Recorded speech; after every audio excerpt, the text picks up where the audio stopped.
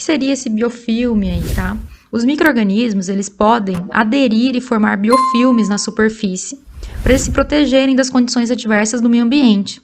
Então, o que eles fazem, né? Vamos colocar as bactérias, por exemplo, que são um tipo de micro-organismo.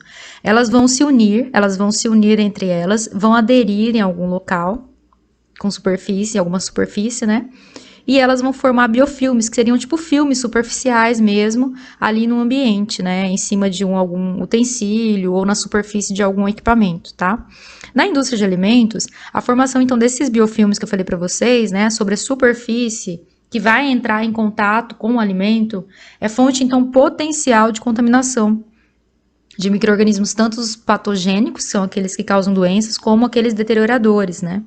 Então, a presença de resíduo orgânico, que seria resíduos de alimentos, mesmo que por falha na etapa da limpeza, então, assim, geralmente, a presença de algum resíduo orgânico, na hora de sanitizar um equipamento, um utensílio, vamos colocar aí como exemplo uma mesa, por exemplo, geralmente vai ser falha, né, na etapa de limpeza com detergente, né, porque subentende que na hora que eu for sanitizar, esse resíduo superficial já vai ter que ter saído, tá? Então, a presença de resíduo orgânico, né, mesmo que por falha dessa limpeza aí mal feita, ela pode favorecer a formação de um biofilme microbiano, que tem nesta conformação uma forma de se proteger dos agentes sanitizantes. Então, o que eles fazem? Os micro-organismos eles vão se unir, como vocês estão vendo na imagem, vários micro-organismos começam a se unir, começam a formar um filme superficial sobre o equipamento. Vamos colocar como exemplo uma mesa, só para a gente ter uma noção de que seria, né?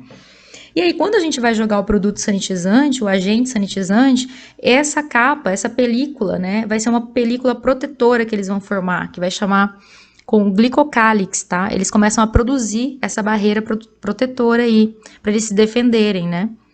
Vai formar, além de uma barreira física, ela pode reagir também com o agente químico que a gente está colocando ali na hora de fazer a limpeza e reduzir a ação desse agente. Né? Além disso, vai ter alteração genética que pode ocorrer afetando aí a susceptibilidade, né, aos agentes antimicrobianos, tá certo? Então, gente, o uso de um sanitizante, ele não vai encobrir a prática de uma limpeza deficiente. Então, dois pontos importantes antes de finalizar aqui, só para vocês entenderem. Vocês entenderem que o biofilme microbiano dificulta a ação do sanitizante e que geralmente ele é formado na superfície de um equipamento por conta da falha no processo de limpeza com detergente. A água é um elemento essencial para a vida. Ela é utilizada para consumo, higiene e insumos. Porém, alguns cuidados devem ser tomados com os sistemas de reservação e distribuição para garantir a manutenção da qualidade da água que é fornecida. Um deles é o desenvolvimento dos biofilmes. Mas afinal, o que são os biofilmes? Em qualquer lugar que existam micro-organismos, água e uma superfície, ocorre a formação de biofilme. Os biofilmes são compostos por bactérias, fungos, algas e protozoários que vivem como uma colônia. Sabe-se que os biofilmes podem ser prejudiciais para a qualidade da água e para as pessoas que a consomem. Por isso, é importante entendermos como se formam. Quando o micro-organismo está em suspensão na água, o qual denominamos planctônico, ele está vulnerável à ação de produtos químicos e biocidas. O cloro é um biocida eficaz no combate aos micro-organismos. Entretanto, estudos mostram que menos de 1% permanecem em forma livre. Na verdade, a grande maioria deles aderem a uma superfície e rapidamente iniciam um processo de colonização. A partir de um processo de divisão celular permanente, os micro-organismos multiplicam-se em progressão geométrica, o que confere grande agilidade no seu crescimento. Os micro-organismos produzem substâncias poliméricas extracelulares, as quais formam uma matriz constituída de proteínas, polissacarídeos, lipídios e ácidos nucleicos. Além de promover a fixação de novos micro-organismos e outros elementos inorgânicos, a matriz polimérica atua como uma barreira física e química. Dessa forma, a penetração de biocidas é retardada, garantindo maior resistência aos micro-organismos. Quando o biofilme atinge um elevado estágio de formação, ele se rompe e, consequentemente, há a liberação de micro-organismos na água, que contribuem para a formação de novos focos.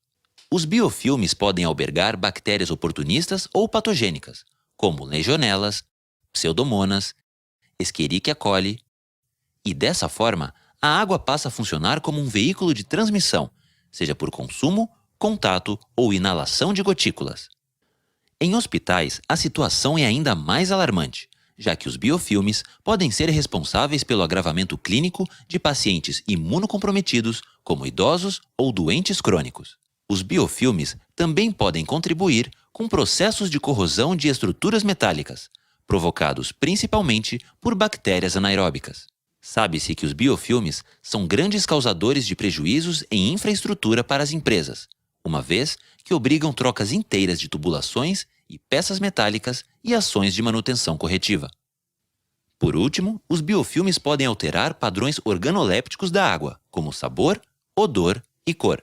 A formação dos biofilmes é inevitável.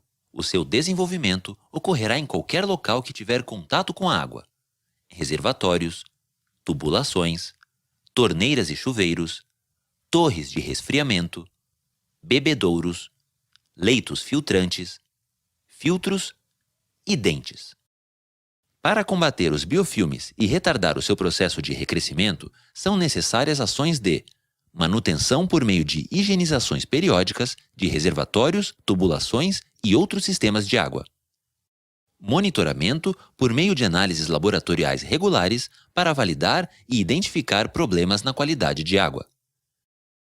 Desempenhar o controle microbiológico permanente por meio de sistemas de dosagem de biocidas.